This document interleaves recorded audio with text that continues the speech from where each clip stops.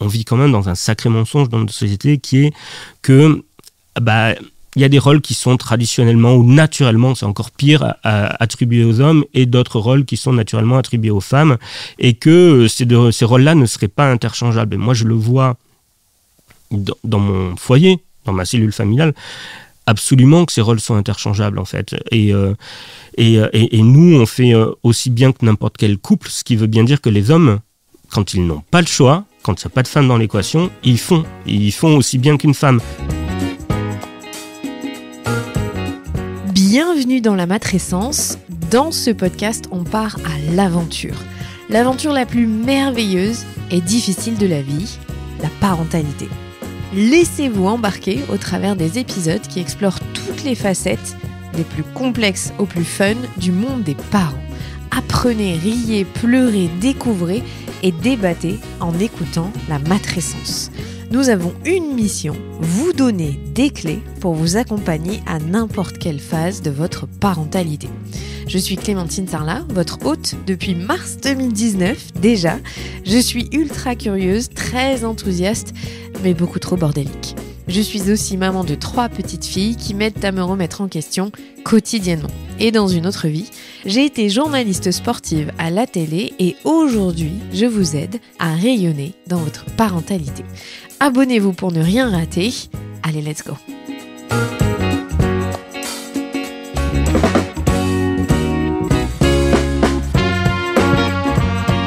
Baptiste Beaulieu fait partie des personnalités que j'admire le plus pour sa capacité à comprendre, analyser et mettre en mots les travers de notre société. Avec son prisme de médecin de famille et d'écrivain, Baptiste vient vous éclairer sur le quotidien de millions de femmes et particulièrement de mères. Sa sensibilité et son charisme nous entraînent dans un monde où la souffrance et les difficultés sont mises à nu pour mieux les accueillir. Je vous souhaite une très bonne écoute. Bonjour Baptiste et bienvenue dans le podcast de la matrescence. Merci beaucoup d'avoir accepté de venir avec nous. Ça va ? Ça va, un petit peu stressé comme avant chaque interview, mais c'est normal. C'est vrai, toi, t'es stressé ? Mais oui, mon métier, si tu veux, c'est un métier très solitaire. Moi, j'accueille des gens, ils déposent leurs plaintes, et puis c'est pas l'inverse, quoi. Je fais pas le tour du bureau pour parler. C'est les autres qui parlent dans mon quotidien, donc c'est toujours un peu angoissant de passer de l'autre côté du bureau, entre guillemets. C'est marrant parce que tu vois, la première fois où j'ai eu affaire à toi dans les médias, c'est pas vraiment affaire à toi, mais tu intervenais dans l'émission de France Inter sur l'accouchement à la maison. J'ai accouché à la maison 2 fois et je t'avais trouvé tellement percutant et fort. Tu vois, t'as pas peur de donner ton opinion, aller en frontal avec des gens qui sont très sûrs de leur posture. Et je t'avais trouvé en fait très courageux parce que c'est rare les discours qui vont un peu dans le sens inverse dans la médecine. Il m'a fallu du temps pour savoir m'imposer aussi, et puis pour pouvoir imposer mes opinions et avoir l'outrecuidance de penser qu'elles sont valables, autant valables que celles de la personne en face. Et je crois que c'est l'apprentissage de toute une vie, ça. D'arriver à se faire confiance, voilà. Mais ça me rassure de me dire que des gens qui paraissent comme toi hyper, pas forcément hyper à l'aise, mais qui n'ont pas peur d'exprimer leurs opinions, quand même une petite voix à l'intérieur qui dit mais c'est l'angoisse totale, c'est un syndrome d'imposteur permanent. À chaque fois on se demande pourquoi on me demande mon avis, qui je suis pour donner cet avis. Quand je vais en dédicace, qu'il y a des gens qui font la queue pour faire signer leur livre, je me dis mais qui ces gens viennent voir, quoi, parce que moi je me connais et je ferai pas la queue pour moi. Et du coup pourquoi eux la font Oui, c'est un syndrome d'imposteur permanent. Alors ça c'est avec les livres, mais avec la médecine c'est pareil. Moi j'ai encore, là ça fait 10 ans que je suis médecin de famille. Et ça fait 10 ans que j'ai une petite voix dans ma tête qui me dit mais en fait tu joues au docteur là, tu fais semblant. Alors j'ai l'impression d'essayer de bien faire semblant, mais je me sens toujours pas légitime. C'est tellement empoisonnant ce syndrome de l'imposteur. Pourquoi tu as voulu devenir médecin ? Alors, chaque personne a une raison très particulière. Je me souviens d'une chef aux urgences qu'on adorait, qui était brillantissime. Elle était toute petite, toute sèche et j'ai jamais rarement rencontré quelqu'un d'aussi brillant et on n'avait jamais peur avec elle quand on partait en intervention avec leucémie ou quoi. Et un jour, je lui demande, Isabelle, pourquoi tu as voulu devenir médecin ? Elle me dit, mais c'est très intime comme question. Et j'avais eu l'impression de lui poser vraiment la plus intime de toutes les questions intimes, quoi. Bon, et finalement, je la cuisine un peu et elle me dit, quand j'étais ado, j'ai fait le tour de l'école et je suis allé fumer en cachette derrière les poubelles avec une copine. Il y a eu un accident de voiture juste sous nos yeux et en attendant les secours, ma copine s'est enfuie parce qu'elle avait peur qu'on les engueule parce qu'elle fumait alors que quelqu'un était encastré dans un véhicule et clairement 2 ados qui fument, c'était pas la priorité. Et je me suis retrouvé à tenir la main de la personne incarcérée dans la voiture en attendant les secours et j'ai ressenti un tel sentiment d'impuissance que je me suis promis de plus jamais me sentir aussi impuissante. Et elle a fait ses études de médecine et est devenue médecin, la médecin brillante que j'ai rencontrée. Et moi, ça m'a interrogé sur mes propres motivations. Et j'imagine qu'il y en a plusieurs, mais il y en a une fondamentale et qui est très bête avec le recul, qui était l'envie d'être utile, de rendre service. Et puis on vieillit et on s'aperçoit que n'importe quel métier, quand il est fait avec du cœur, avec le souci de l'autre, avec un A majuscule, c'est du soin. J'ai un avocat qui prend pas bien soin de ses patients, de ses clients. Les clients sont dans la merde. Et c'est pareil pour n'importe quel métier. Mais pour moi, il y avait cette illusion-là que le médecin, c'était le métier le plus utile du monde. Et maintenant que ça fait 10 ans que j'exerce, je m'aperçois qu'on guérit très peu les gens. Les gens se guérissent eux-mêmes. Nous, on les accompagne beaucoup. On les écoute et c'est déjà pas mal. Mais 90% du boulot, c'est le patient qui s'en charge lui-même. C'est rare un discours comme le tien. Je sais pas, enfin moi c'est vraiment cette impression-là, c'est que oui, on accueille la plainte, et ça c'est fondamental dans notre société où il y a malheureusement plus assez d'espace ou de lieux sanctuarisés où on peut déposer sa plainte, alors sans avoir le sentiment d'être jugé, donc évidemment tous les médecins ne procurent pas ce sentiment-là, mais théoriquement, le cabinet médical devrait être un sanctuaire où on peut venir pleurer, avoir le droit de pleurer, sans être jugé, et avoir quelqu'un qui nous écoute, ni plus ni moins. Malheureusement, on y reviendra peut-être, mais oui, sans doute que tous les cabinets médicaux ne sont pas comme ça. Tu veux dire que tu es une exception dans le... Ah, pas du tout. médecine, non, tu sais, moi, quand je parle de maltraitance médicale, je me dédouane jamais du troupeau. Hein. Je fais partie du troupeau. Je suis pas le même médecin le lundi matin que le vendredi soir. Hein. On n'accueille pas du tout les gens de la même manière. Et puis, m'est arrivé même parfois d'essayer de prendre un peu de recul sur mes pratiques et de m'apercevoir que j'avais merdé à tel ou tel endroit. Mais là, je m'aperçois que je t'ai fait un peu une réponse de Gascon et que j'ai pas voulu me livrer totalement sur les raisons pour lesquelles j'ai fait médecine. Vas-y, je t'écoute alors. Mais non, parce que je me dis, je tourne autour du pot. Non, il y a plein de... Il y a plein de raisons. Il y en a une qui est toute bête, c'est... je devais avoir 3-4 ans, j'étais petit, et c'était l'été. Et il y avait un lézard sur la terrasse qui paraissait au soleil, comme ça, tranquillou. Et comme les petits, tu sais, on prend une pierre, on écrase les animaux pour voir ce que c'est la vie, la mort, pour tester, en fait, pour dire, je l'ai tué, ça n'existe pas, ou qu'est-ce que c'est que la vie. Et mon grand-père, qui avait fait la Seconde Guerre mondiale et qui avait perdu énormément d'amis à la Seconde Guerre mondiale, me voit faire ce geste et il n'en est jamais vraiment revenu de la guerre. Hein. Ça l'a laissé quand même vraiment fragile sur le plan psychique. Et donc, il prend le corps du lézard, il me le met dans la main et il me dit tu vois, la vie, c'est précieux. On n'a pas le droit de la gâcher comme ça. Et il m'a obligé à garder le lézard jusqu'au retour de mes parents du travail le soir. Donc, toute l'après-midi avec le lézard dans la main. Et puis, alors que maintenant je suis grand, je m'aperçois que c'est quand même assez violent comme pédagogie. Et je crois qu'une part de moi a voulu faire médecine pour se racheter du crime horrible que j'ai commis quand j'avais 3 ans d'avoir tué ce lézard. Alors là, il y a tous les psychanalystes ou les psychologues qui vont nous écouter, qui vont se frotter les mains en disant « Oh, c'est passionnant ça ». Mais en fait, pour tout dire, je crois que j'ai fait médecine parce que c'est le seul métier où on peut se laver 20 fois les mains par jour et tout le monde te regarde en disant « Qu'est-ce qu'il est professionnel ?» alors qu'en fait, t'es juste complètement névrosé. T'as un toc. Voilà, c'est ça. Et moi, je me lavais les mains beaucoup, quoi. Tu parles beaucoup là dans ton métier de médecin d'accueillir les plaintes, à quel point c'est essentiel pour les patients, les patientes. Est-ce que tu peux nous raconter, je pense que les gens n'ont pas trop conscience, est-ce que ce sont des cours que vous recevez en médecine ou est-ce que tu as dû apprendre sur le tas à être quelqu'un qui écoute C'est terrible, mais on a malheureusement aucune formation sur le sujet. L'essentiel de notre boulot, c'est d'accueillir des gens, d'accueillir la plainte, de les écouter. On n'a aucune formation. C'est-à-dire, en 10 ans d'études de médecine, on a une seule heure de cours qui s'appelle consultation et annonce d'une maladie grave à un patient.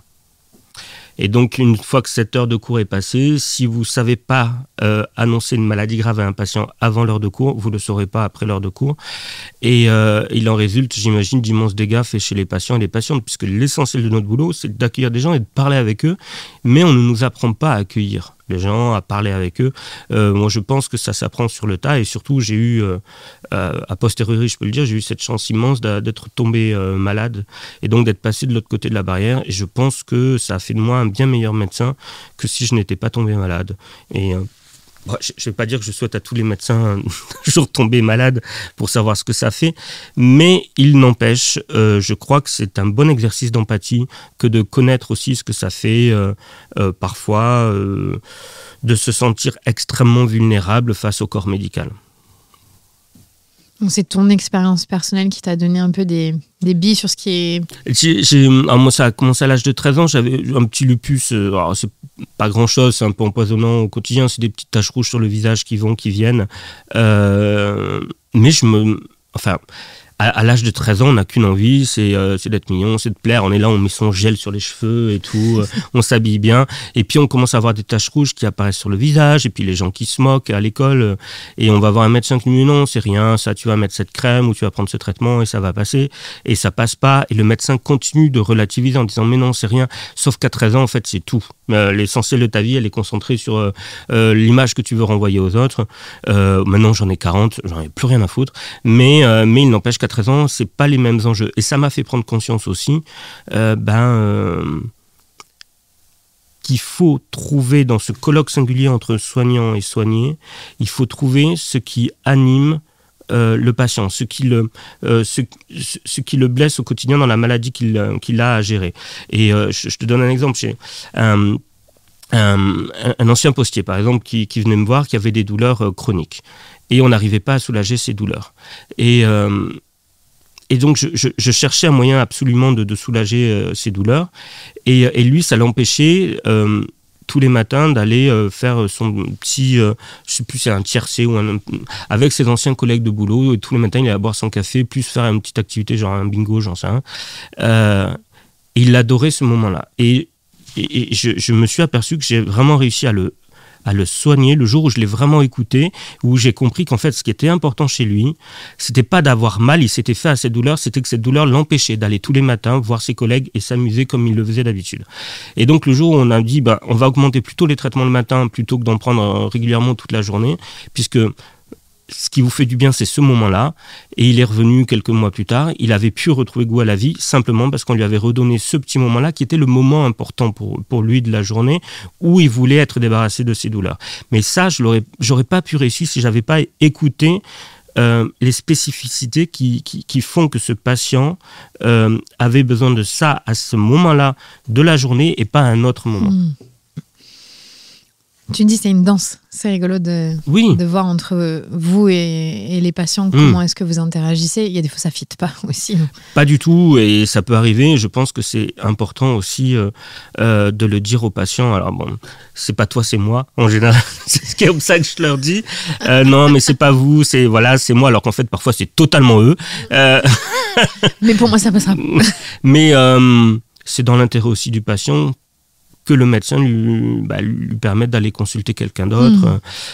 J'ai quelques exemples, mais après, souvent, c'est sur un malentendu, sur un problème de communication. Moi, je me souviens d'une patiente, par exemple. Un matin, mon père m'appelle très tôt pour m'annoncer le décès de ma grand-mère. Donc, j'arrive au cabinet médical où j'étais remplaçant. Et évidemment, j'étais très préoccupé par cette nouvelle, j'aimais beaucoup ma grand-mère. Et une patiente arrive et me dit, voilà, je viens pour renouveler mon arrêt maladie de 3 mois. Et je lui demande évidemment pourquoi elle est en arrêt maladie. Je n'allais pas remplir le papier. Elle me dit, mais le médecin habituel, il le sait, pourquoi remplissez-moi le papier et puis je passe à autre chose. Et je dis, mais non, je ne peux pas, j'ai besoin de savoir. Et je ne sais pas comment, mais en 2 minutes, elle était debout, j'étais debout, on se hurlait dessus, je lui ouvrais la porte et je lui disais de s'en aller. Et puis l'après-midi passe, et j'arrêtais pas de penser à cette consultation, à m'en vouloir. Et le lendemain, donc, je retourne au cabinet médical, je cherche dans le dossier, je trouve son numéro de téléphone. Je la rappelle, et je ne sais pas ce qui m'a pris. Je lui dis, écoutez, voilà, je voulais m'excuser pour ce qui s'est passé hier. En fait, je vais vous dire la vérité, j'ai appris le décès de ma grand-mère, j'étais pas dans mon assiette forcément, et je suis aussi un jeune médecin, et j'avais besoin de savoir pour quelles raisons vous étiez en arrêt maladie, parce que sinon j'aurais eu l'impression de mal faire mon travail. Et elle me dit, et ça c'est son point de vue, elle me dit, mais vous vous rendez pas compte, moi j'ai une encéphalite chronique, chaque fois que mon médecin traitant a un remplaçant, je dois raconter mon calvaire, raconter toutes ces années de souffrance. Et moi, j'ai pas envie de raconter ça parce que c'est ma vie, en fait. C'est ce que je vis au jour le jour. Et j'ai compris son point de vue. Et alors, je me suis excusé au téléphone et je me suis dit, bon, elle reviendra jamais me voir, vu comment on s'est gueulé dessus, même si on a eu une explication. Et depuis, je me suis installé dans ce cabinet, et elle ne vient voir plus que moi. Et je me suis demandé pourquoi elle ne venait voir que moi. Et en fait, je crois qu'elle a compris que ce jour-là, j'étais un humain comme les autres, que j'étais pas un robot, et je crois que les gens ont besoin de sentir qu'ils ne se font pas soigner par des robots. Dans ton cabinet, tu en parles souvent sur les réseaux sociaux, tu reçois très souvent des parents, quand même des mères, et tu abordes, en tout cas sur les réseaux sociaux, cette question de la santé mentale des parents, particulièrement donc la charge mentale des mères. Pourquoi est-ce que ce sont des sujets dont tu parles publiquement ? J'en parle publiquement parce que, en fait, c'est le fruit d'un cheminement mental. Moi, j'ai commencé ce métier il y a 10 ans. J'étais absolument pas militant. J'étais même plutôt privilégié dans mon genre, médecin et homme, blanc. Donc, dans notre société, oui, j'étais carrément privilégié. Et puis, on se lève le matin, on va au travail, et puis on reçoit tous les jours 30 patients, dont 60 à 70% de patientes. Et puis, les années passent, les jours passent, les mois passent, et on finit par se lever le matin et se dire, mais c'est pas possible. La vie des femmes dans notre société, elle est. Il y a quelque chose de profondément anormal. On va me trouver très naïf quand je dis ça, mais moi, c'est le cheminement que j'ai eu. Et oui, j'ai fini par me lever un matin très ébranlé dans la prise de conscience qui est que, oui, naître dans cette société avec un pénis et des testicules, ça vous confère une sacrée panoplie d'avantages par rapport aux femmes, quoi. Et c'est quelque chose qui vient petit à petit, mais moi je ne comprends pas les médecins qui ne sont pas violemment du côté des femmes, parce que notre métier c'est de voir concrètement, je le dis, voilà, 60 à 70% de patientes, mais comment est-ce qu'on peut voir ce qu'on voit au cabinet médical et pas finir par se sentir violemment du côté des femmes? Pour moi, il y a quelque chose qui colle pas chez certains médecins, qui percute pas, c'est pas possible. Moi, j'ai vu des choses au cabinet médical. J'ai vu une patiente très âgée qui venait tout le temps me voir, qui était toujours très parfumée, très maquillée, toute belle. Et on s'en occupait bien, et elle allait très bien, et elle montrait rien, juste un sourire de façade d'une vieille dame. Et un jour, elle vient me voir et elle me dit j'ai pris la décision de divorcer, docteur. Elle avait 89 ans. C'est pas anodin de divorcer à 89 ans. Des années et des années de vie commune. Je lui demande pourquoi. Elle me dit, mais parce qu'il m'a battu toute ma vie. Donc j'ai compris pourquoi elle mettait du maquillage, pourquoi elle était pomponnée. Et elle me dit cette phrase, j'ai subi ça toute ma vie, je veux pas qu'on m'enterre à côté de lui. Voilà. Je veux pas que ça continue après. Voilà. Et je me dis, c'est dingue, cette femme qui a accepté, cette vie de chien, voilà, de violence, mais qui dit stop, ça s'arrête maintenant, quoi. Et comment est-ce qu'on peut écouter ça, écouter ce récit, puis rentrer chez soi et se dire ok, tout va bien dans ce pays, quoi. Il n'y a pas un problème avec les hommes. Et ça, c'est qu'un exemple, mais j'en ai plein, dont certains, je pense, je peux pas les dire ici tellement ils sont violents, mais ça me met immensément en colère.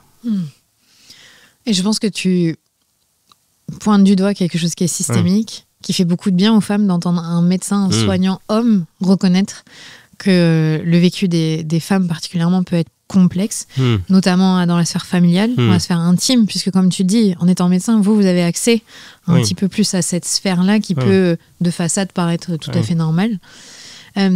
ça aussi, est-ce que vous avez une formation sur détecter les violences conjugales, détecter les problématiques liées aux gens non, dans votre pratique? On n'en a pas et c'est dramatique ce que je vais dire, mais moi, une bonne part de cette pratique-là quotidienne, je l'ai acquise en lisant des comptes féministes sur les réseaux sociaux, pas à la fac de médecine, quoi. C'est-à-dire, maintenant, c'est une question que je pose systématiquement lors du premier entretien. Tu sais, dans ce qu'on appelle le recueil d'informations, c'est-à-dire voilà, l'histoire de la maladie, voilà, les symptômes, les antécédents personnels, familiaux. Et j'essaye, parce que c'est quand même une question qui peut être particulièrement violente, de la rendre la plus clinique possible. C'est-à-dire, est-ce que vous avez des antécédents médicaux, c'est-à-dire des fractures, des opérations, avez-vous déjà été agressé dans l'enfance? Et tu vois, j'essaie de faire passer cette question de manière clinique, voilà. Et ben, je suis bien content de la poser maintenant parce que ça débloque parfois des situations difficiles et puis on se retrouve parfois avec des réponses dont on ne sait pas trop quoi faire. Moi, je me souviens de cette patiente.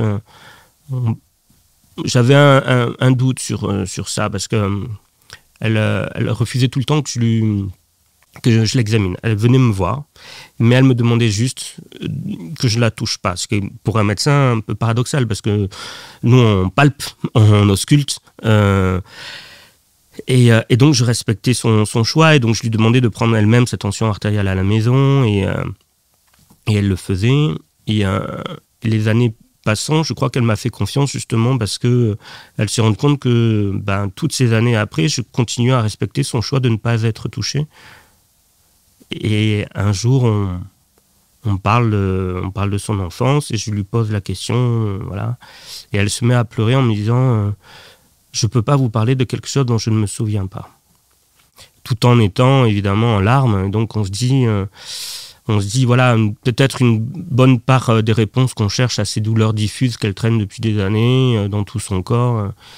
Et c'est là qu'on se dit ça met parfois du temps de guérir, parfois ça met des années, mais il ne faut pas désespérer, il faut juste attendre le bon moment pour pouvoir cueillir la vérité avec la patiente, quoi. Est-ce que tu reçois beaucoup de jeunes mamans qui viennent d'avoir donc un nouveau-né et qui sont déboussolées, désemparées, qui cherchent des réponses auprès des médecins, puisque c'est souvent vers vous qu'on se tourne dans ton cabinet, et comment est-ce que tu traites ces patientes-là? Alors, dire la vérité, mais moi, ma vision de la parentalité, elle a radicalement changé depuis que je suis devenu père. C'est-à-dire, avant, j'avais déjà beaucoup d'empathie pour les jeunes mamans. Maintenant, mon empathie pour elle a vraiment décuplé, on va dire ça comme ça, particulièrement les mères célibataires. On va pas se leurrer, il y a quand même un problème avec les hommes qui se barrent, quoi. Moi, j'ai commencé ce métier en pensant que c'était un petit peu peut-être un stéréotype ou un préjugé. Voilà, l'homme qui met enceinte sa compagne et puis qui, le jour ou dans les semaines qui suivent l'accouchement, s'en va et la laisse gérer toute seule. Mais c'est tellement pas un stéréotype, tellement pas un préjugé. Et puis, évidemment, on est médecin, donc scientifique, donc on creuse un peu, on regarde les stats de l'INSEE qui disent qu'en France, il y a 24% de familles monoparentales, donc 83% de femmes seules. Et 20% qui vivent sous le seuil de pauvreté. Et oui, qui sont les premières touchées par la précarité. Et donc, il faut se mettre un petit peu à la place de ces femmes. C'est-à-dire, non seulement tu te retrouves à élever un enfant seul, nous on est deux, Et on est deux, en plus on est deux mecs, donc autant te dire qu'on fait vraiment 50-50, sinon on se bouffe le museau, quoi. Il n'y en a pas un qui va faire plus que l'autre, parce qu'on est tous les deux des grosses feignasses, et on est épuisés. Et donc je me dis, mais comment font les mères célibataires, quoi? Ou au-delà de ça, les femmes en couple hétérosexuel avec un homme lambda qui pense mériter une médaille parce qu'il a fait la vaisselle et qu'il a nettoyé les biberons, quoi. Et qui va se lever le matin en ayant bien dormi et avec sa compagne qui est explosée parce qu'elle s'est levée 3 fois. Et je me dis, mais c'est terrible, quoi. C'est terrible. Nous, on est deux, on est épuisés. Je ne sais pas comment font les femmes célibataires. C'est vrai que maintenant, quand elles arrivent au cabinet, j'ai tendance à leur donner des arrêts maladie facilement.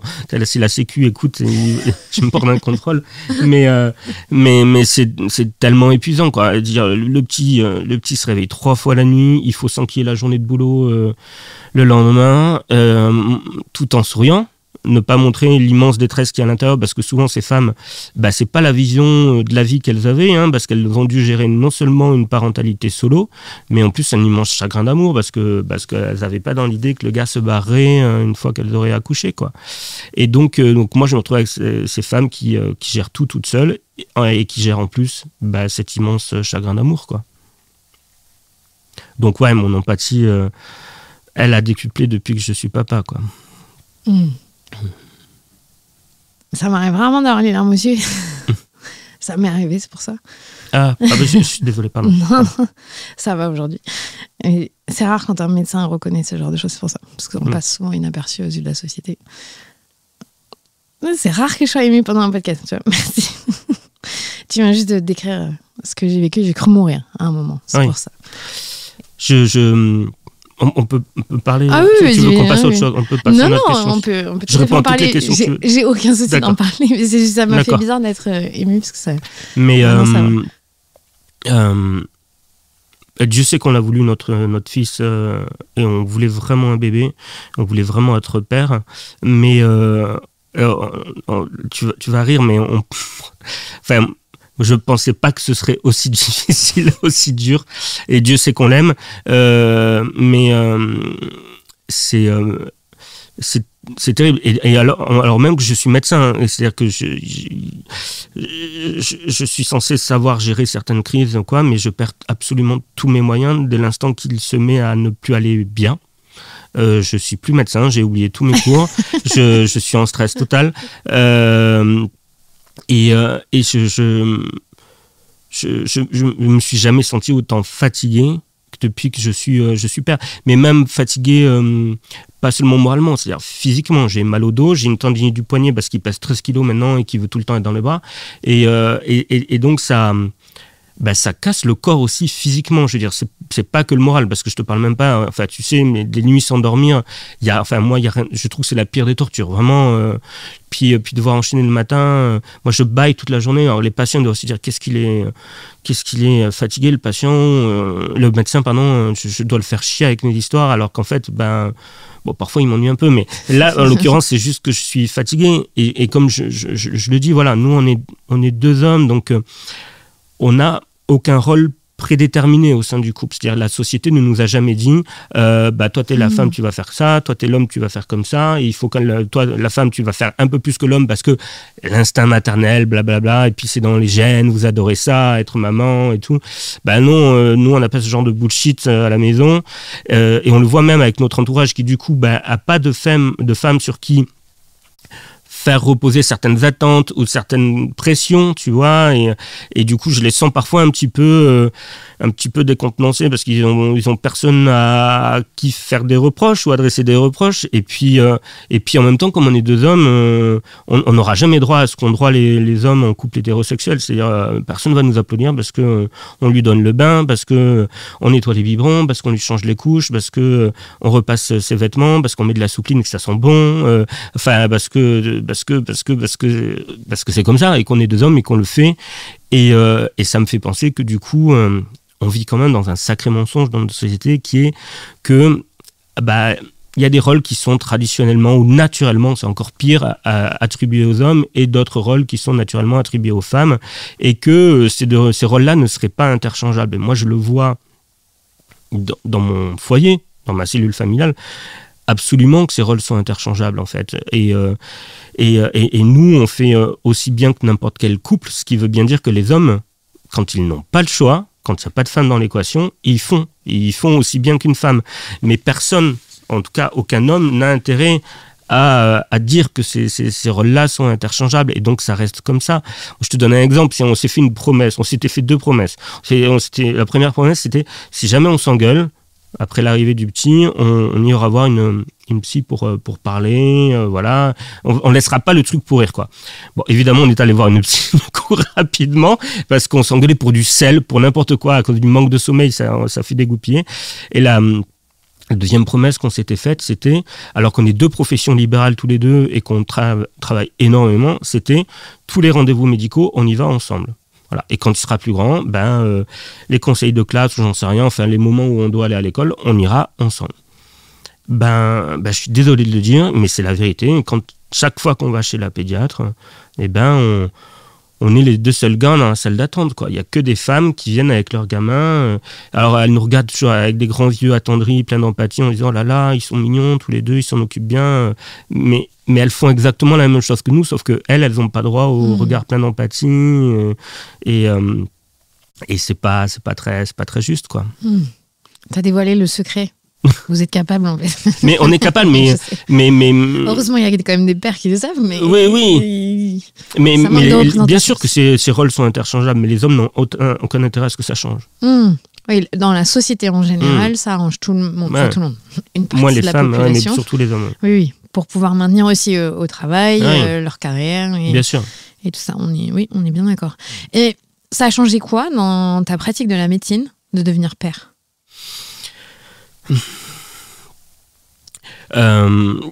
Ça va paraître très naïf ce que je vais dire. Je sais pas si tu vois, mais je trouve qu'en vieillissant, on perd un petit peu une forme de vérité essentielle qui est que ça compte et que c'est important de prendre soin d'un plus petit que soi. Et alors c'est bête, hein, j'ai l'impression de parler comme dans un Disney, mais d'un seul coup, tu as ce petit, on te le donne et on dit voilà, maintenant il est avec vous, si vous vous en occupez pas, si vous le baignez pas, si vous ne l'aimez pas, si vous le nourrissez pas, il meurt. Grosso modo. Et tu dis, ouais, mais c'est merveilleux, en fait, de prendre soin d'un plus fragile que soi. Et ça reconnecte avec une part en nous, naturellement bonne, et qui, peut-être, s'était fait beaucoup abîmer par les autres, et qui avait eu tendance à disparaître un petit peu. Et moi, ça m'a rappelé qu'elle était... Oh, je suis un peu ému, ça m'a rappelé qu'elle était toujours là, cette part-là. Voilà. Ça redonne de l'empathie pour les autres. Oui, pour les autres, pour les patients, pour les patientes, particulièrement pour les mamans. Et puis, oui, ça reconnecte avec des vérités basiques, quoi, qui est que peut-être que l'être humain n'est pas entièrement acheté, quoi. Quand on regarde nos enfants, c'est vrai qu'on peut avoir de l'espoir. Oui, mais cette innocence-là, elle est merveilleuse, quoi. Et puis... c'est... Tu vois, si tu me demandais qu'est-ce que ça a changé en tant que... J'ai publié plein de bouquins, j'ai été traduit dans plein de pays, j'ai ma chronique à France Inter, j'ai eu beaucoup de succès avec les livres, tu vois, et puis je suis médecin, et pourtant, depuis que j'ai mon fils, c'est la première fois de ma vie que je me sens important. Ça se prend. Oui, ouais. Est-ce que tu reçois dans ton cabinet, tu veux qu'on fasse une pause ? Non, ça va. Des hommes, des papas qui osent venir te dire à toi, j'y arrive pas, c'est dur, je suis en souffrance. Parce que tu vois, on parle évidemment de la santé mentale des mères, c'est très important, mais le tabou il est encore plus fort sur les hommes.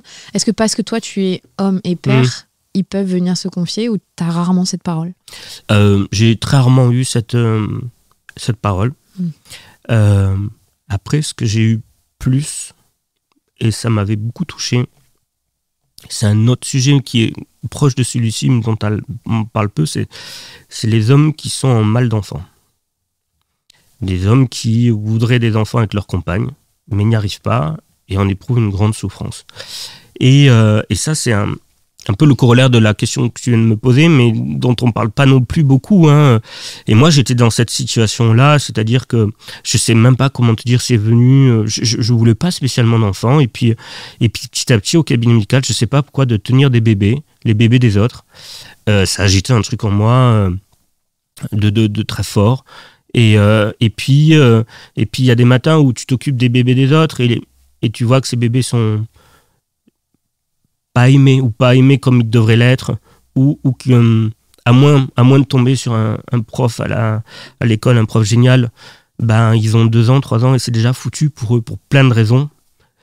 manque d'amour, manque d'attention, et t'essayes de pas juger les parents, mais tu les juges quand même un peu parce que toi tu crèverais d'envie d'avoir un enfant et que tu comprends pas pourquoi c'est si facile pour les autres et pourquoi ils gâchent cette chance-là qu'ils ont et qu'ils s'en rendent pas compte, et que oui, petit à petit tu deviens aigri, tu deviens mauvais au fond de toi, tu deviens envieux, et puis un jour au hasard d'une consultation en fin de journée, il n'y a plus de patient en salle d'attente, tu reçois un patient, une grande baraque, un rugbyman, qui fait 2 mètres, puis on parle de son métier, et puis il travaille à l'aide sociale à l'enfance, il place des gamins. Et au cours de la discussion, il te confie qu'avec sa femme, son parcours PMA depuis plusieurs années maintenant, qu'il n'y arrive pas, et ils n'y arrivent pas tous les deux, et que c'est dur pour lui au quotidien de voir ses gamins fracassés et de ne pas pouvoir en avoir un, et de voir tous ces parents qui ont gâché cette chance-là immense, ce trésor-là qui est un enfant, quoi. Et donc toi, tu commences aussi un petit peu à parler de la manière dont tu supportes plus de voir certains bébés ou certains enfants au cabinet médical, quoi. Moi, je vois des gamins, ils ont 1 an et demi, et ils sont déjà... Là, ils ont déjà les dents carriées, tu vois, à cause du coca ou devant les écrans toute la journée. Et tu te dis, à l'époque, je me disais des choses horribles, quoi. Et donc, tu parles avec ce gars, et puis vous finissez en larmes en vous promettant que vous allez y arriver et tout. Et il est devenu père aussi depuis, et je suis content. Je suis content pour lui. Donc, tu arrives à avoir les difficultés des pères, on va dire, en amont. Parce que c'est encore peut-être plus facile de dire, mais on n'arrive pas à avoir un enfant et ça me touche. Mais une fois qu'ils sont dans la difficulté paternelle, comme on peut être nous dans la difficulté maternelle, là, par contre, tu reçois pas de... Non, pas trop. Après, c'est fou, parce qu'on le sait, statistiquement, il y en a. Bien sûr, il y en a. Et même moi, je veux t'avouer que Dieu sait qu'on l'a voulu, mais le premier mois, j'ai pris un sacré coup à la tête. Mon compagnon, ça a été l'amour instantané. Vraiment, il l'a rencontré, il l'a pris dans les bras, et c'était son fils. Voilà. Et moi, ça a été plus compliqué parce que je me suis senti dépossédé de ma vie d'avant. Et ça a été terrible, ça. Ça a été terrible, et je m'en suis voulu, parce que tu as le sentiment, quand tu galères à avoir un enfant, que tu as interdiction de te plaindre et interdiction de dire aux autres que c'est dur, alors qu'en fait, tu as le droit aussi de trouver ça dur comme n'importe quel néo-parent. Mais oui, les gens ils vont dire tu l'as voulu, tu l'as eu, hein, grosso modo. Sauf que moi, je passais de mon métier de médecin et d'écrivain à quelqu'un qui vivait toute la journée à la maison, à lancer des lessives, ranger le linge, nettoyer les biberons, nettoyer les couches, ne pas dormir. Et je me suis dit, mon Dieu, mais ça va être comme ça jusqu'à ce qu'il ait 18 ans. Je me suis dit, mais qu'est-ce que t'as fait? Bon, Dieu merci, ça dure pas jusqu'à 18 ans. Mais j'ai eu un petit moment de grand trouble, de grand vertige, et on était 2 pour en parler. Donc je pense que c'est encore plus difficile quand on se retrouve seul avec ces interrogations-là. Comment toi tu fais pour te protéger, ou en tout cas prendre soin de toi par rapport à ce que tu reçois des patients? Tu vois, tu le disais là, tu vois des enfants de 1 an qui sont maltraités, plus ou moins, des patientes de 90 ans qui sont maltraitées, des hommes qui sont maltraités au travail, enfin peu importe la configuration, qui viennent déposer ça vers toi.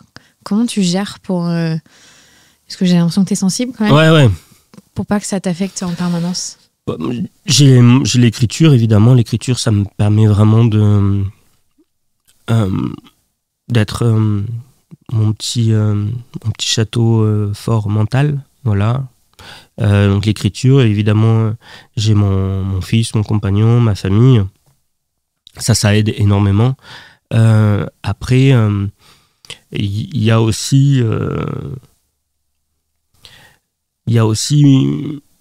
la gestion de la colère, qui pour moi est vraiment quelque chose de compliqué. C'est-à-dire, j'arrive pas à laisser les problèmes des autres, les problèmes des femmes que je rencontre au cabinet médical glisser sur sur moi, quoi. Je suis pas imperméable à ça. Moi, j'ai pris 10 à 15 kilos depuis que je suis installé comme médecin, quoi. Et je sais pourquoi. Il suffit qu'il y ait 2-3 femmes qui chialent au cabinet médical, je vais rentrer chez moi et je vais bouffer, quoi. Et je vais bouffer et il faudrait pas, mais ça me fait du bien, en fait. Ça me console de ce que j'ai vu dans la journée, quoi. Et je me laisse parfois aussi bouffer un peu par la colère parce que qui rend justice à ces femmes qui viennent pleurer dans mon cabinet médical? Personne. Et du coup, ouais. On a envie de casser le monde en deux, quoi. Mais c'est important pour toi de continuer ta pratique pour pouvoir être là, ou est-ce que tu as déjà pensé à dire je peux plus? Alors, j'y ai pensé, mais j'y reviens toujours d'abord parce que j'ai fait 10 ans d'études et qu'on ne va pas gaspiller tout ça. Mes parents feraient une attaque, je pense. Et puis d'abord parce que j'aime ce métier et que ça compte d'être là, d'écouter les gens, de les accompagner. Oui, ça compte d'avoir la responsabilité d'ouvrir chaque matin ce sanctuaire-là où les gens peuvent venir déposer quelque chose de lourd. Et tu dirais que depuis que t'es père, t'es encore plus sensible aux vibrations. Enfin, tu vois, est-ce que les gens peuvent te redonner parce qu'on est un peu plus fragile, parce qu'on dort moins, parce qu'évidemment, on comprend aussi un sens plus grand de la vie? J'ai développé mon super pouvoir qui est d'arriver à faire pleurer les patients. Et ça, c'est un super pouvoir précieux parce que je trouve qu'on ne laisse pas assez la possibilité dans notre société aux gens de pleurer, de pouvoir lâcher prise. Et l'autre jour, une patiente qui arrive avec son petit qui devait avoir l'âge du mien et qui... en le berçant dans les bras en disant docteur, voilà, il pleure tout le temps, vraiment, il pleure. Et je me souviens, je prends le petit en disant en parlant au petit, alors qu'il n'avait pas l'âge de comprendre. Elle vient avec moi, Charles ou Louis, je sais plus, viens avec moi, Charles, on va laisser maman pleurer. Et là, elle fond en sanglots, comme si je lui avais donné comme le médecin lui a donné la permission de pleurer. Et je crois que ça lui a fait du bien, qu'elle avait besoin que quelqu'un lui dise c'est normal de pas aller bien, c'est normal d'avoir envie de pleurer, et tu peux lâcher maintenant, et je m'occupe du petit juste 10 minutes, voilà, le temps que tu puisses sortir ce qu'il y a à l'intérieur et qui a besoin de sortir. Et puis notre patiente, qui est cette fois-ci c'est l'autre côté du spectre, qui est très, très âgée, et qui vient pour le renouvellement du médicament de son mari. Bon, ça aussi on pourra en parler, une femme qui s'occupe de la santé de leur mari. Elle était très âgée, elle vient pour le renouvellement de traitement de son mari. Je lui demande comment elle va, elle me fait ça va. Et je fais non, mais vraiment, je vous pose la question, comment vous allez, vous? Et là, elle se met à pleurer. Mais je pense que parce que c'était un automatisme, quoi. Tout le monde lui demande comment ça va, mais sans vraiment attendre de réponse. Et là, le simple fait que le médecin lui demande j'attends une vraie réponse, madame, et elle s'est sentie capable de la donner, quoi. Est-ce que tu fais plus attention aujourd'hui quand tu reçois une jeune mère à la dépression du postpartum? On sait que tous les soignants ne sont pas formés, que voilà, c'est encore une maladie qui est mal détectée. Le suicide est la première cause de décès des mères. Tu as une attention particulière? Comment est-ce que tu abordes ça? Je pose systématiquement la question parce que je sais combien c'est difficile d'avoir un nouveau-né qui se réveille 3-4 fois la nuit.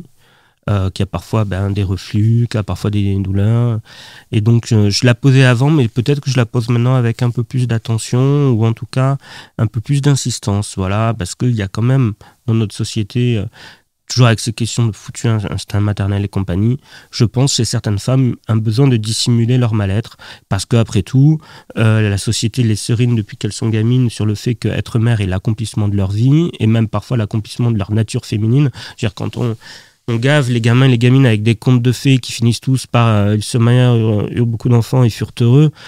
Dans la tête des petites filles, on leur dit déjà qu'une part de leur accomplissement personnel doit passer par le mariage et par la maternité, quoi. Et comment on fait quand on est grande, qu'on se marie, qu'on a des enfants et qu'on n'est pas forcément très heureuse, quoi. Eh bien, il faut offrir à ces femmes-là la possibilité de dire mais moi, c'est pas comme dans les contes de fées, docteur, je suis pas très très heureuse. Et pourtant, je suis mariée, on a beaucoup d'enfants, mais je suis pas très très heureuse. Et il faut juste offrir cette possibilité-là entrouvrir la porte.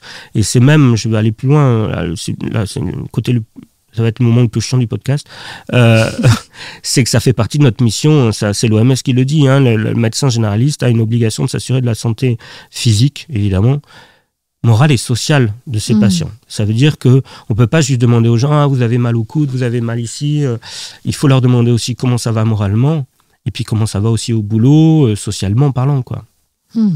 Ça fait partie de notre mission, il ne faut pas l'oublier, quoi.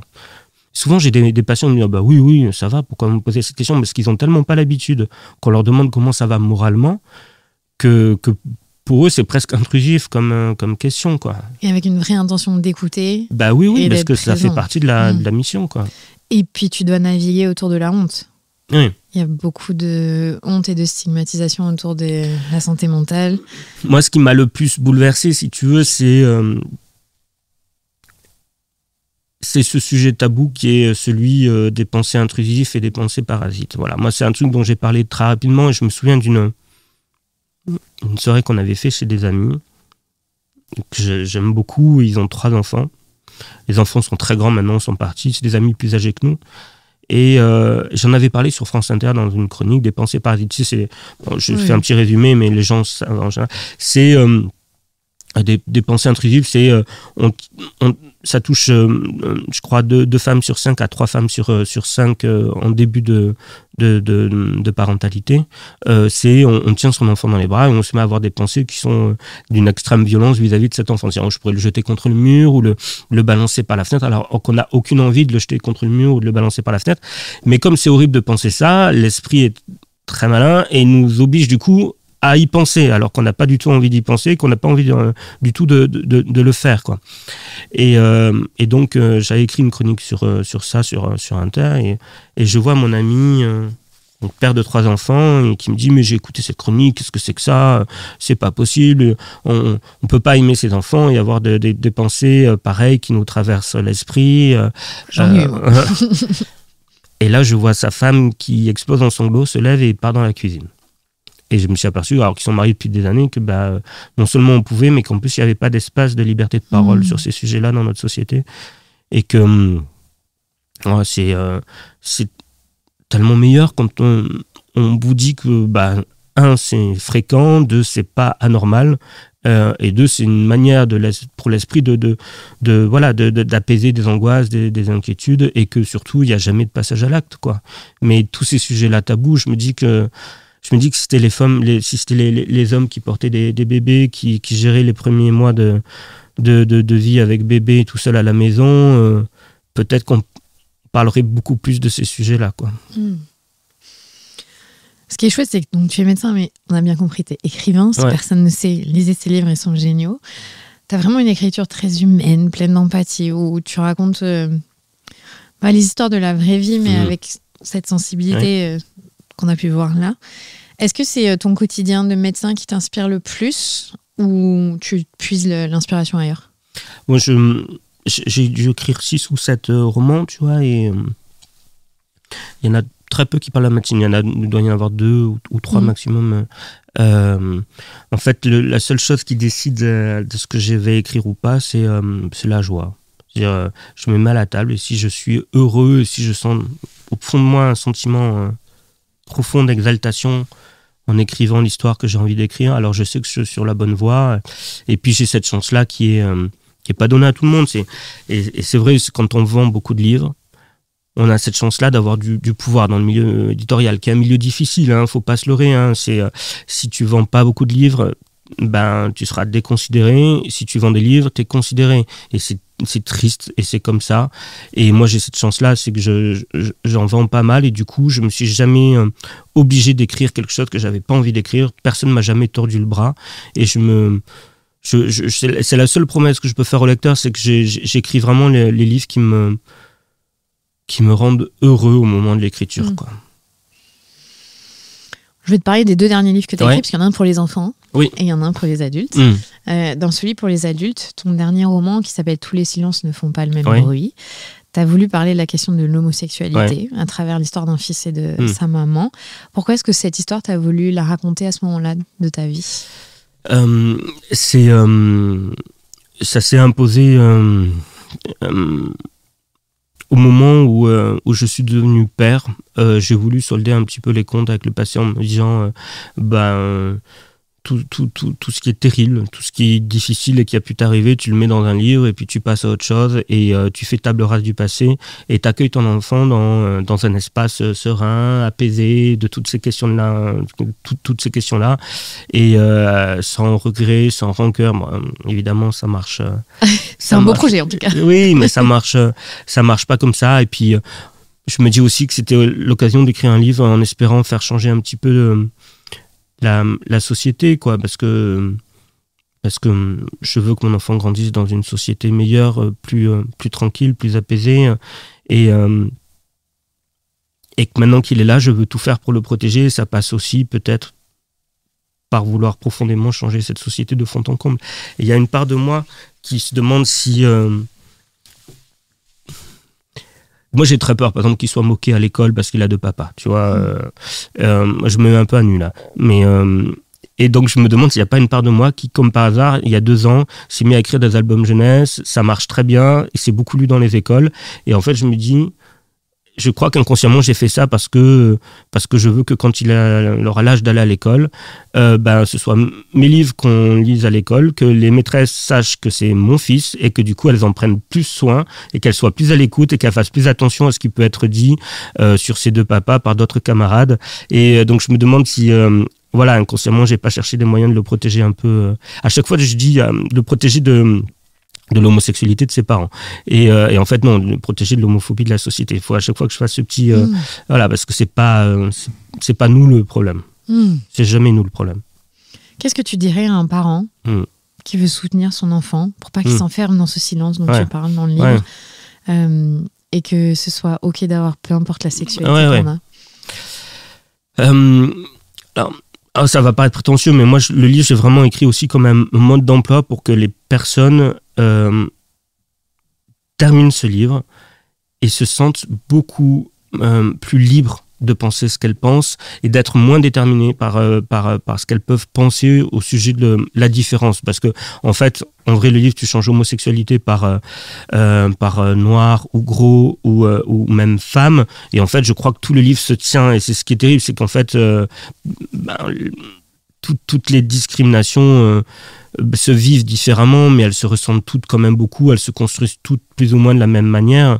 Et donc, moi, si j'ai un conseil à donner à un parent, c'est de peut-être laisser traîner des livres sur le sujet, sur la table, pour montrer à son enfant qu'il n'y a pas de problème, quoi. Il n'y a pas de problème. Et que l'enjeu fondamental de toutes ces questions-là d'orientation sexuelle, c'est celui de la liberté individuelle. Moi, je développe de longs chapitres dans le livre sur ça, mais parce que c'est une question fondamentale. Pendant des années, je me suis réfugié derrière l'idée de... c'est ce qu'on appelle le born this way. Je suis né comme ça. En gros, ne me frappez pas, c'est pas ma faute. Je suis né comme ça. Et j'en suis largement revenu parce que c'est une bêtise de penser ça, en fait. C'est ne me frappez pas parce que qui que ce soit, ou qui que vous soyez, vous n'avez rien à faire dans la chambre à coucher de 2 adultes consentants. Et personne dans la société, les homophobes pas plus que quelqu'un d'autre, n'a rien à faire dans la chambre à coucher de 2 adultes consentants.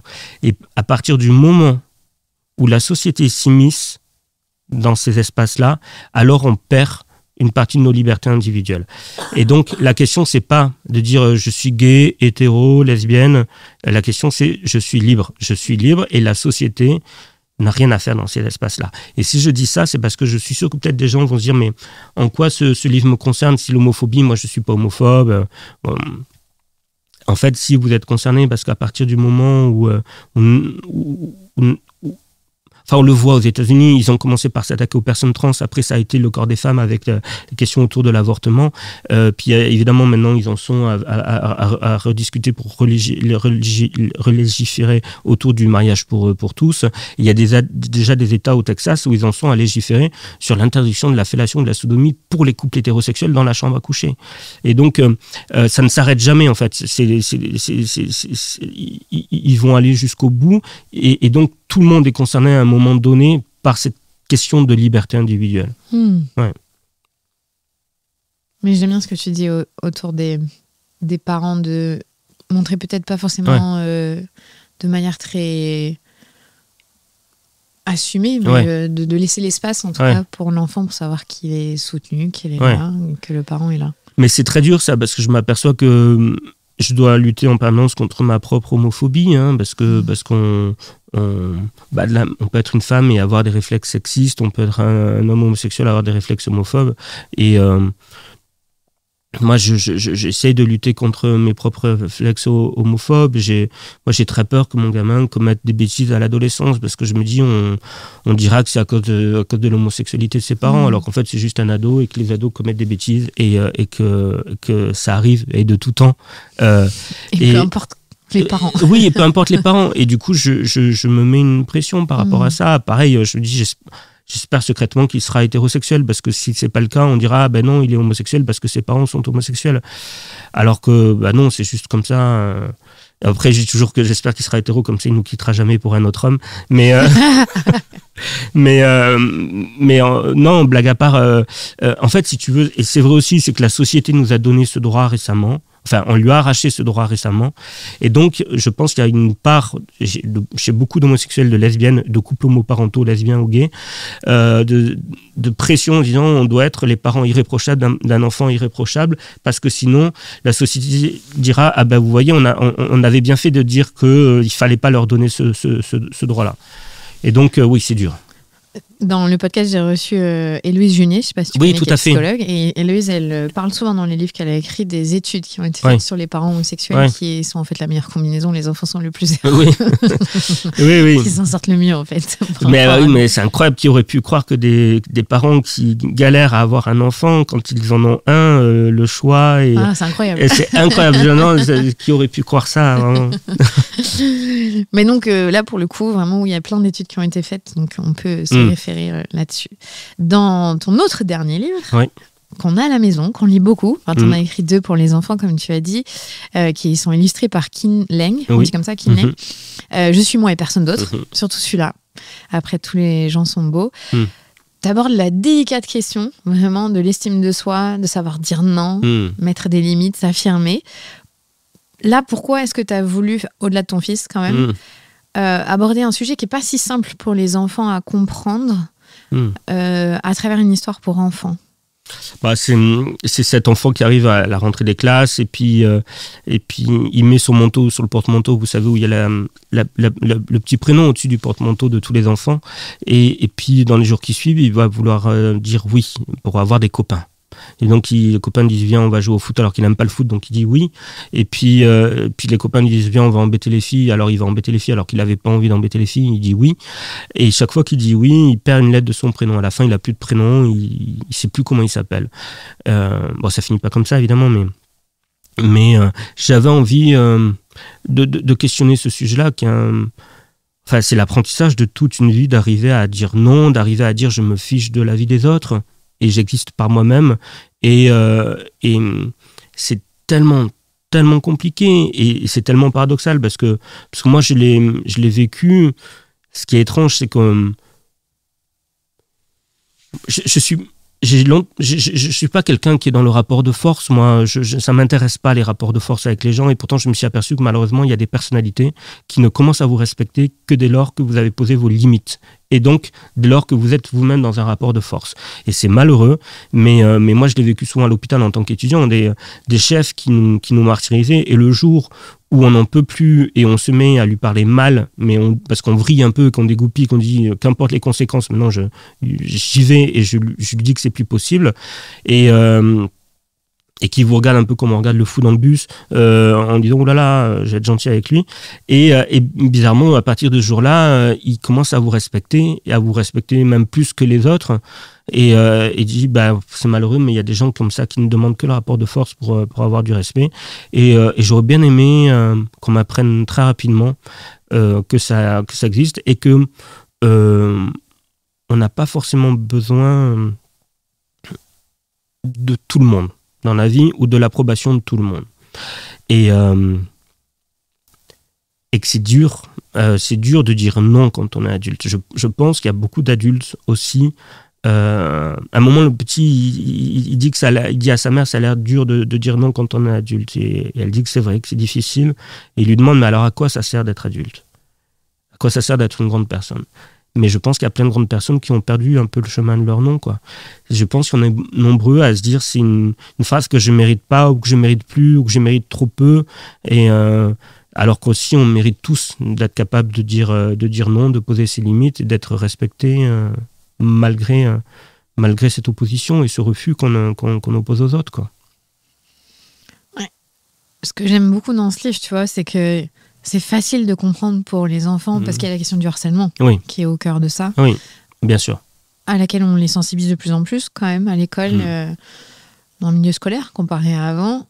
Mais pourtant, ils ont quand même du mal à comprendre que dire non quand les autres sont méchants ou ne pas suivre le groupe, c'est important.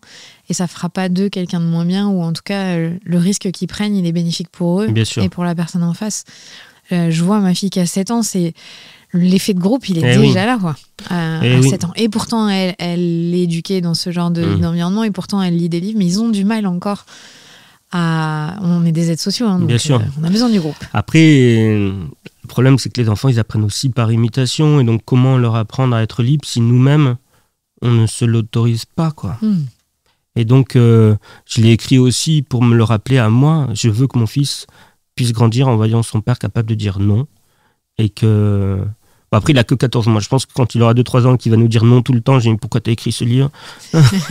C'est une phrase, ils aiment bien le nom. Voilà. Après, on peut discuter. Non, je veux montrer à mon fils que je peux le faire et que c'est important d'y arriver, quoi. Et tu vois, au-delà de ça, donc c'est Francisco le petit, c'est cette estime de soi, en fait, l'identité de qui on est dont tu parles. En de disant pas se perdre. Non, voilà, en disant non, on se protège, nous, on dit qui on est, nous. Oui, et puis on finit par devenir quelqu'un d'autre, et ça, je pense, c'est aussi un problème de l'âge de ces enfants ou de l'âge adulte, qui est à force de dire oui, on perd le chemin de son nom et donc de soi-même, quoi. Et parce qu'on a toujours l'impression que si je dis non, il va falloir que j'explique pourquoi je dis non. Ben non. Non est une phrase. Non est une phrase complète, et qu'on n'a pas forcément besoin d'expliciter, et que ça devrait tenir tout seul. Voilà. Ça me fait penser ce que tu dis sur l'identité de qui on est quand on est enfant. Le podcast La Matrescence, c'est un concept psychologique qui explique le changement d'identité quand on devient mère, mais la patrescence, ça existe. Est-ce que toi, en devenant père, t'as senti... Tu disais que t'as eu peur de perdre ta vie d'avant, mais est-ce que t'as senti ce truc de je suis qui maintenant que je suis père? J'ai eu cette responsabilité écrasante, et puis cet amour qui est venu comme ça. Je le connaissais pas il y a 14 mois, et puis maintenant, je n'envisage pas ma vie sans lui. Je préférerais mourir 1 milliard de fois plutôt qu'il lui arrive quoi que ce soit, quoi. Et en même temps, c'est bizarre parce que quand, du coup, c'est comme si j'avais créé les conditions de ma propre destruction totale, et que j'avais mis mon cœur dans le corps de quelqu'un d'autre, et que j'avais dit aux gens, voilà, maintenant, toutes mes fragilités, elles sont là, et elles sont pas assez à l'abri, d'après moi. C'est très étrange, et en même temps, le soir, quand je vais le chercher chez l'assistante... Alors, je dis tout le temps l'assistante maternelle, mais nous, on est 2 papas, donc l'assistante paternelle. L'assistante parentale. Je m'aperçois qu'à partir du moment où je pars du cabinet ou du bureau, jusqu'au moment où j'arrive en bas de chez elle, j'ai le sourire de Mona Lisa sur les lèvres. Je suis tout content à l'idée de le retrouver, quoi. Un sourire un peu niais, les gens ils doivent se dire, oh là, il a l'air bête, lui, mais je suis juste heureux de retrouver mon petit bout, quoi. Voilà. Du coup, tu vas avoir plein d'idées de livres à écrire au fur et à mesure pour paver son existence pour les 8-9 ans, pour les 10-12, à chaque fois, tu prépares le terrain. Ouais, voilà. T'as une liste? Non, j'ai plein de sujets que je voudrais aborder dans les albums jeunesse, mais c'est une promesse que je fais au lecteur, c'est que j'écris vraiment les albums jeunesse que je voudrais lire à mon enfant plus tard pour en faire quelqu'un de bien, quoi. Donc, c'est la promesse que je fais aux parents. Je triche pas, quoi. Voilà. Ça se sent. Au moins, je peux te le dire, tu as réussi. Ouais. Je pense que tu le sais, mais même si tu comprends pas pourquoi les gens viennent faire la queue pour te Non, voir. je comprends toujours pas, mais... En tout cas, ils viennent. Oui. Ils viennent te voir. Merci beaucoup, Baptiste. Merci Clémentine, merci à toi pour l'accueil. Merci du fond du cœur. Vous venez d'écouter un nouvel épisode de La Matrescence. Merci infiniment pour votre soutien. Si vous voulez découvrir de nouvelles pépites, n'hésitez pas à aller sur le site www.lamatrescence.fr. Vous pouvez également vous abonner à la newsletter qui sort tous les vendredis. Rendez-vous également sur le site pour pouvoir vous inscrire. Ensuite, vous devez vous abonner sur votre plateforme d'écoute pour pouvoir recevoir les notifications. C'est ce qui fait grandir ce podcast. Merci infiniment et continuez de partager ce savoir autour de vous. Je sais que c'est comme ça que beaucoup des auditrices et des auditeurs ont découvert ce podcast. Alors un grand merci. Prenez soin de vous. À la semaine prochaine.